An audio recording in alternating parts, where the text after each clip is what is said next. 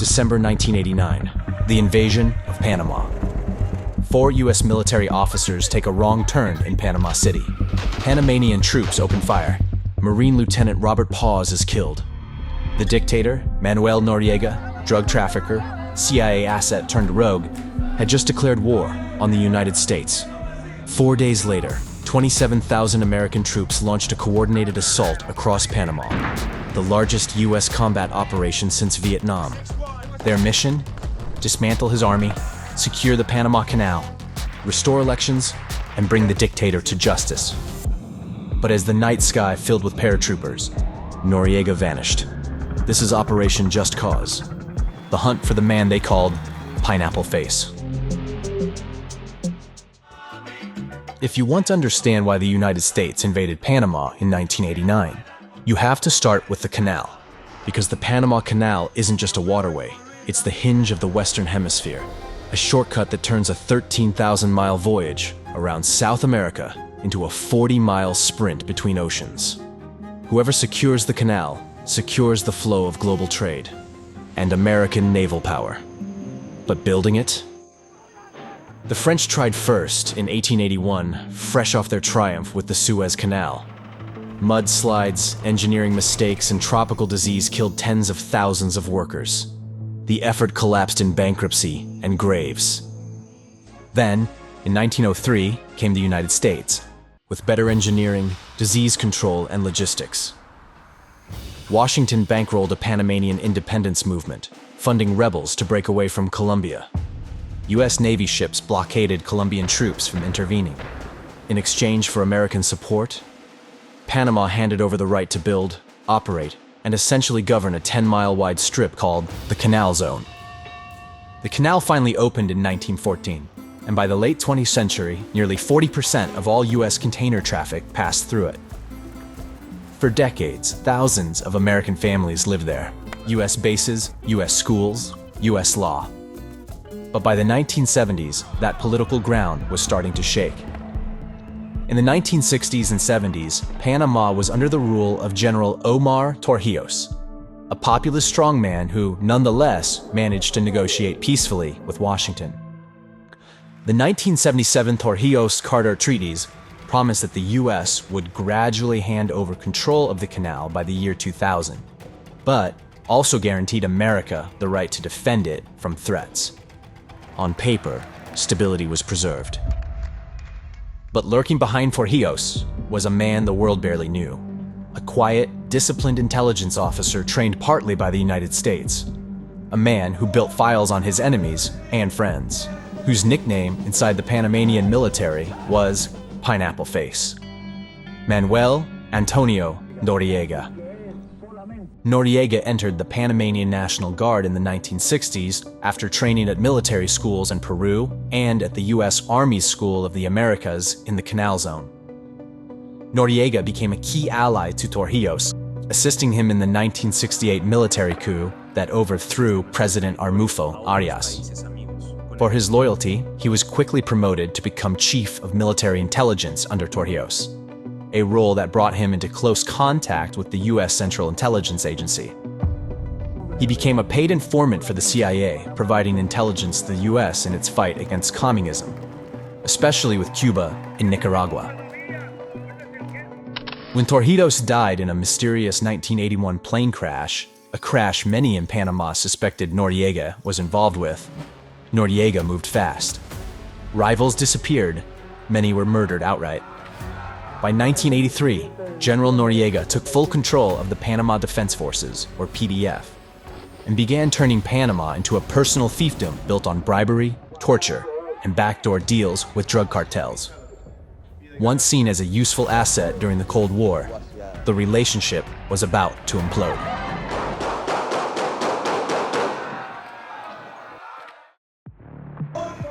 By the mid-1980s, General Noriega wasn't just a dictator. He was a liability. His intelligence service carried out surveillance, disappearances, and extrajudicial killings. Human rights groups estimate his regime was responsible for over 100 political murders and hundreds of disappearances.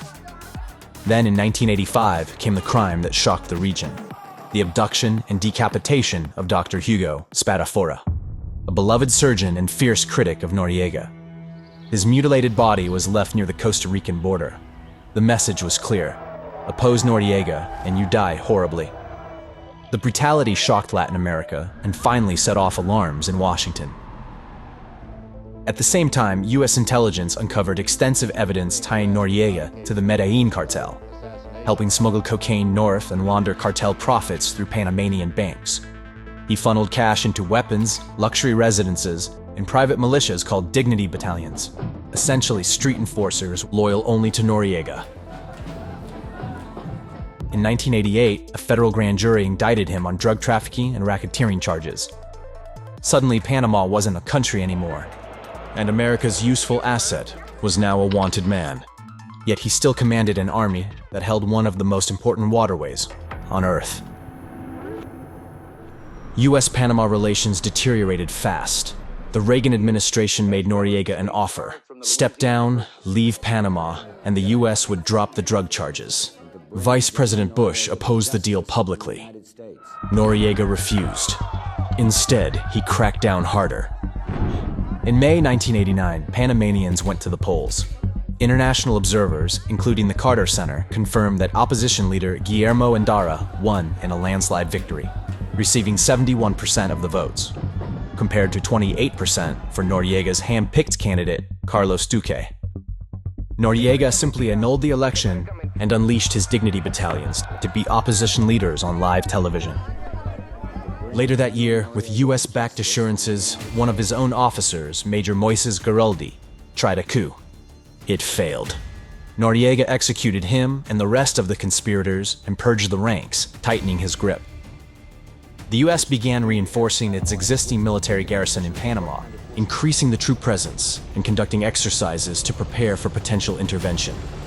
Then, on December 15, 1989, Noriega delivers a speech announcing that Panama was in a state of war with the United States and declared himself the Jefe Maximo, or maximum leader. He declared that American lives were now legitimate targets, saying the bodies of our enemies would float down the Panama Canal and the people of Panama would win control over the waterway. In a country where more than 35,000 US citizens lived and where American troops protected the canal, that was a line no American president could ignore. Strongman of Panama, Manuel Noriega, is the #1 drug trafficker in the Americas. I'm an ex-Marine. I think they should go down there and kick the hell out of Noriega. He's a drug-running son of a... Keep in mind that the US CIA trained Noriega. He certainly seemed to have turned on the US. I don't think it's the role of the United States government to be invading foreign countries every time we disagree with their policies. American troops in Panama have been put on a higher state of readiness, and the White House spokesman says that the president was informed of the incident last night, but there's no comment yet here from Washington. The very next night, December 16, 1989, Noriega's threats became a reality. 4 unarmed US officers returning from dinner took a wrong turn and drove into a PDF roadblock. When they tried to flee, Panamanian troops opened fire. Marine First Lieutenant Robert Paz was killed. A US Navy officer and his wife, who witnessed the event, were detained. Interrogators blindfolded and beat the officer while pointing a gun to his head, while other guards sexually threatened his wife. The next day, President George H.W. Bush ordered the invasion. For years, the Pentagon's plan for Panama, codenamed Blue Spoon, was slow and cautious. To execute a rapid strike, President Bush replaced the existing commander with General Maxwell R. Thurman, known in the ranks as Mad Max, even though he was days from retirement. Thurman scrapped the old plan. He demanded a new strategy of overwhelming surprise and force, renaming the operation Just Cause. Thurman immediately put all 12,000 US troops already in Panama into battle gear, increased patrols, and accelerated the timeline from weeks to mere days. The military had 5 clear objectives: safeguard US citizens, restore democracy by reinstating Endara, protect the Panama Canal, and bring Noriega to justice. The massive movement of troops began on Tuesday, December 19th, the largest airborne operation since World War II. In Panama, US soldiers moved into position. Over 27,000 US troops, including US Army, Navy, Marines, Air Force, and Coast Guard, were deployed against the PDF's 15,000 total troops. with only 4,000 considered combat soldiers. Over 200 aircraft, including massive C-141 and C-5 transports, participated in the airlift, with F-15s and F-16s flying combat air patrols to deter any Cuban or Nicaraguan interference. General Carl Steiner, commander of Joint Task Force South, set H-hour for 0100 on December 20th to exploit the U.S. advantage of night fighting. CBS News commented on the deployment. PDF headquarters began alerting units. Draw your weapons, get out on the field, start shooting when they come over, block the runways. Due to detected PDF activity, Steiner accelerated his strike by 15 minutes. Operation Just Cause was launched at 00:4500 hours on December 20th, 1989, with simultaneous strikes on 27 key targets. The U.S. hit the ground in 3 major movements: airborne assaults to seize key airfields, direct strikes on Noriega's command centers, and special operation raids on high-value targets, prisons, and intelligence sites. At Rio Hato military airfield, home to 2 elite PDF battalions and the largest Panamanian Defense Forces base in the country, the attack began with something never seen before in combat: 2 F-117 Nighthawks. The stealth fighters dropped 2,000-pound laser-guided bombs 150 yards from barracks, not to kill the troops, but to stun them. Windows shattered. Soldiers stumbled outside, half-conscious. Seconds later, Rangers from the 75th Ranger Regiment quickly jumped from only 500 feet, parachuting into a swirling night battlefield. Bullets traced across the drop zone. The PDF troops fought hard, as these weren't conscripts, they were Noriega's best. It took 5 hours of close combat to secure the airfield. Over 250 PDF soldiers surrendered. Meanwhile, at Torrijos-Carter International Airport, Army Rangers seized the runway, soon reinforced by waves of the 82nd Airborne dropping in. Unexpectedly, the arrival of a Brazilian airliner had just landed, trapping 376 international travelers inside the terminal, who were quickly taken hostage by Panamanian soldiers. The unexpected presence of hundreds of Portuguese-speaking civilians made the role of the attached civil affairs soldiers crucial, minimizing civilian casualties and negotiating their release. After a brief standoff, U.S. Army Rangers secured the terminal and successfully freed all the passengers. By dawn, the airport and the country's main logistics hub belonged entirely to the United States. To the west, at Paitilla Airport, a force of 48 Navy SEALs launched one of the night's hardest missions: destroy Noriega's private jet and gunboat, preventing any escape. Parachuting in with Zodiac boats, they landed in the dark of night. Moments before the assault, a disastrous miscommunication occurred. The order to destroy the jet was suddenly changed to inflict only minimal damage, such as slashing tires and cutting wires. This vague mandate forced the SEALs onto the exposed tarmac to get closer to the plane than expected. Panamanian forces, already waiting, opened fire. The team was caught in a brutal crossfire. 4 elite SEALs were killed and 9 wounded in the minutes-long engagement. Amid the chaos, the SEALs reverted to their original plan. They destroyed the Lear jet with an AT-4 anti-tank rocket, eliminating the escape threat in one of the deadliest nights in SEAL history. While the firefight raged at the airfield, 4 Navy SEAL divers executed a separate, silent mission beneath the dark waves, swimming toward Noriega's heavily armed gunboat, the Presidente Porras. Using specialized rebreathers that eliminated exhalation bubbles, they planted explosives on the vessel's hull. But PDF guards noticed movement and opened fire, dropping grenades into the water and forcing the divers to take cover beneath a pier. The SEALs remained hidden until their charges detonated, successfully destroying the vessel. As they swam back to their rendezvous point, they heard a large ship approaching overhead, forcing them to descend to a dangerous depth of 40 feet, risking immediate toxicity from the pure oxygen from the specialized rebreathers. Despite the danger, the divers survived. The gunboat was destroyed, and Noriega's sea escape was cut off. But the dictator himself was nowhere to be found. Next came the heart of Noriega's empire, La Comandancia, his fortress-like headquarters in Panama City. It instantly became a battlefield lit by tracer fire and tank rounds. Sheridan light tanks, airdropped for the first time in combat history, pounded the compound. the AH-64 Apache helicopter saw its combat debut, destroying PDF positions with pinpoint Hellfire missile strikes. Despite this, PDF fought back fiercely, downing 2 special operation helicopters and forcing one MH-6 Little Bird to crash land in the Panama Canal. The PDF and Dignity battalions made a strong stand, sparking a heavy 3-hour firefight. U.S. forces utilized AC-130 Spectre gunships for strafing runs that silenced PDF machine guns and bunkers, while 28 Army Green Berets successfully pinned down the fierce Tigers of Tinajita at the Pecora River Bridge, preventing PDF reinforcements from the east.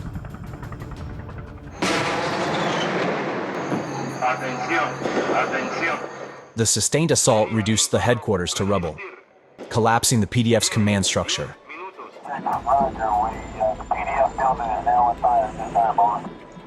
Tragically, the fighting ignited massive fires that consumed the nearby El Chorrillo neighborhood. The resulting civilian destruction left thousands homeless and bodies in the streets, and sparked immediate international outrage. Demanding that U.S. troops get out. Concurrent with the attack on La Comandancia was Operation Acid Gambit. Just down the street stood Modelo Prison, where American Kurt Muse was held hostage for running anti-Noriega radio broadcasts. Moments before H-hour, 23 Delta Force operators were inserted onto the prison roof by MH-6 Little Bird helicopters. A nearby sniper team killed the lights by taking out a generator, leaving the prison pitch black. The Delta team breached the rooftop door with explosive charges, taking down PDF guards in seconds. After twice failing to shoot off the lock on Muse's cell door, a small C6 explosive finally blew it open. Muse was freed, rushed back to the roof, and whisked into a helicopter. The entire operation taking only 6 minutes.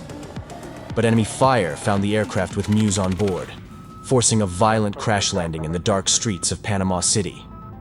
Delta operators used an infrared strobe light to signal an overhead gunship for cover. Within minutes, an M113 armored carrier arrived to extract Muse and the entire retrieval team. Every man and Muse survived, marking one of Delta Force's most celebrated rescues. Following the initial assaults, Noriega was gone. But from somewhere in the city, his voice filled the airwaves, calling for resistance, urging his people to fight. To all Panamanians, this is General Manuel Antonio Noriega. We are in our combat trenches.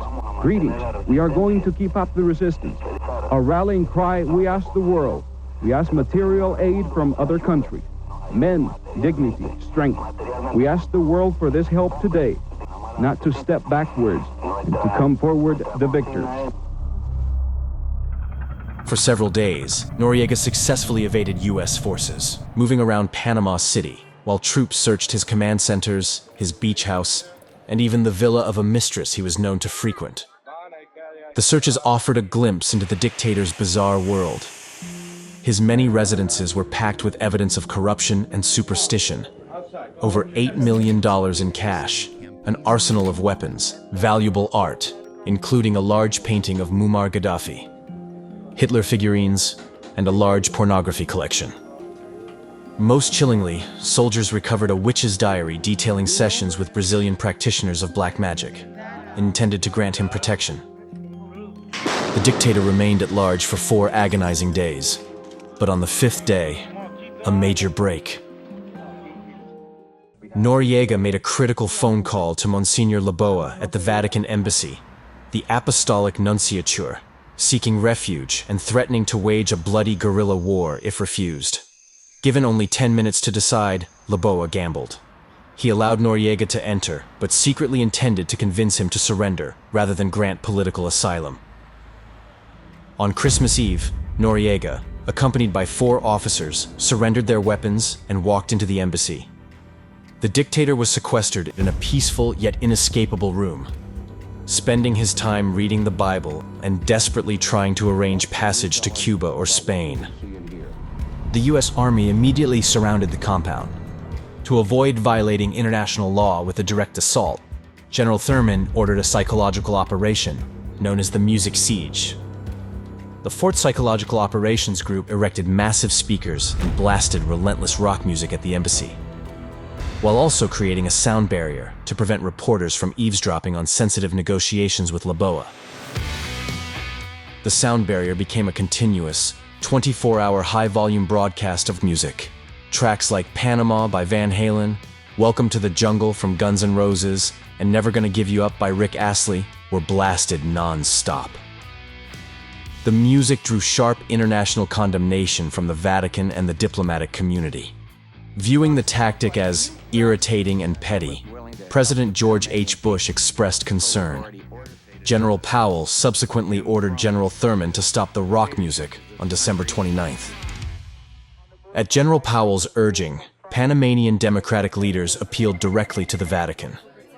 The Panamanian bishops, after reviewing Noriega's residences and learning about his practice of witchcraft and voodoo from his witch's diary, wrote to Pope John Paul II, detailing his crimes and urging his release. The final pressure and surrender came on January 3rd, 1990.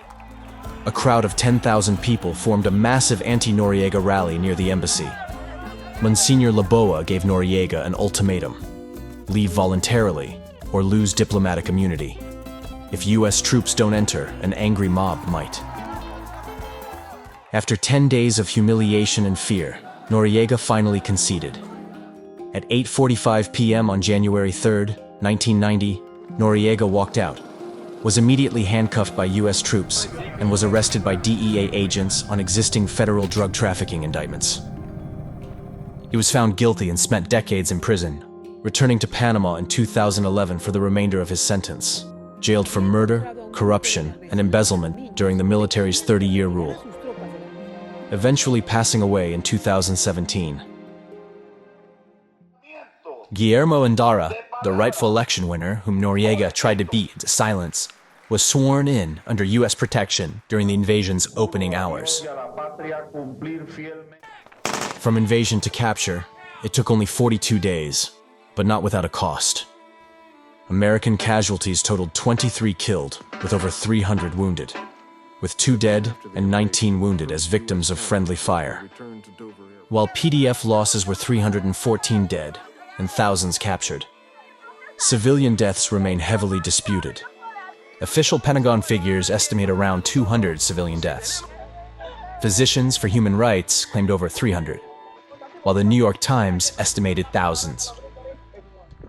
The destruction around El Chorrillo, where Comandancia burned, left thousands homeless. Looting erupted as the PDF collapsed. Stores and banks were ransacked. Street gangs filled the vacuum until US troops restored order. Panama began the long road back to democracy.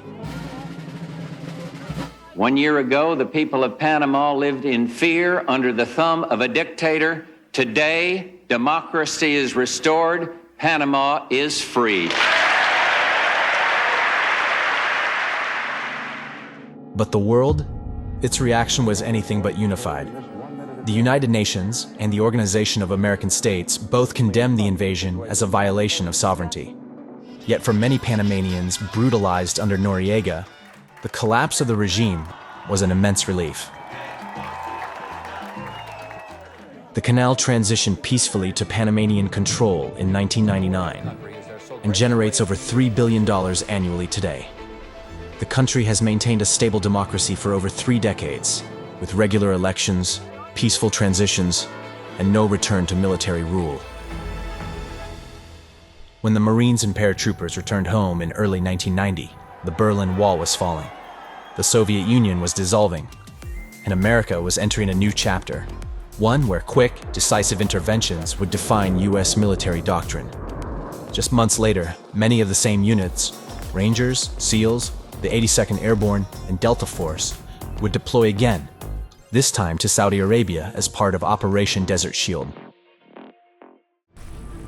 Some view just cause as a dangerous precedent for unilateral intervention. Others see it as necessary justice. But the operation sent a clear message. The United States would defend the canal, protect its citizens, and not tolerate a drug-funded dictatorship in its backyard. Panama was small, but its lessons were profound, for better or worse. Was it all worth it? I don't know how to answer that because I tell you, War is not a good thing. You know, humanity having the ability that God has given us, we should be able to solve things without conflict. And so there's one element that pulls on me saying, you know, war is never worth it. But on the other side, I feel that that could not have been solved in any other way. And I feel that, that it was necessary. I really feel in my heart after being here working with the Panamanian people is Dios bendiga Panama.